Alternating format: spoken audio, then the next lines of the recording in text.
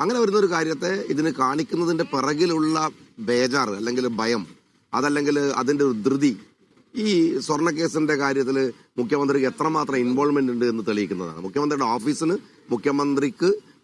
മുഖ്യമന്ത്രിയുടെ പിണിയാളുകൾക്ക് എത്രത്തോളം ഈ സ്വർണ്ണക്കേസിൽ ഇൻവോൾവ്മെന്റ് ഉണ്ട് എന്ന് തെളിയിക്കുന്നതാണ് സത്യത്തിൽ അദ്ദേഹത്തിന്റെ ഈ ഭയം. വേറൊരു കാര്യം എന്താണെന്ന് വെച്ചാൽ, ഈ സ്വർണ്ണം എന്ന് പറഞ്ഞാൽ ഞാൻ പലപ്പോഴും പറഞ്ഞിട്ടുണ്ട്, സ്വർണ്ണം ഇയാളുടെ ഒരു വീക്ക്നെസ് ആണ്. നേരത്തെ ഇത് നയതന്ത്ര ചാനൽ വഴി കുറെ സ്വർണം കടത്തി. പിന്നീട് അതുമായി കോഴിക്കോട് എയർപോർട്ടിൽ ഉണ്ടായിരുന്ന സ്വർണ്ണക്കടത്തുമായി ബന്ധപ്പെട്ട പരാതിയുടെ അറ്റം നീളുന്നത് മുഖ്യമന്ത്രിയിലേക്കാണ്. കാരണം എന്താണെന്ന് വെച്ചാൽ, അവിടെ എല്ലായിടത്തും കസ്റ്റംസ് ചെക്ക് ചെയ്യുന്ന സ്വർണം ഇവിടെ മാത്രം മുഖ്യമന്ത്രിയുടെ പോലീസ് ചെക്ക് ചെയ്യുന്നു.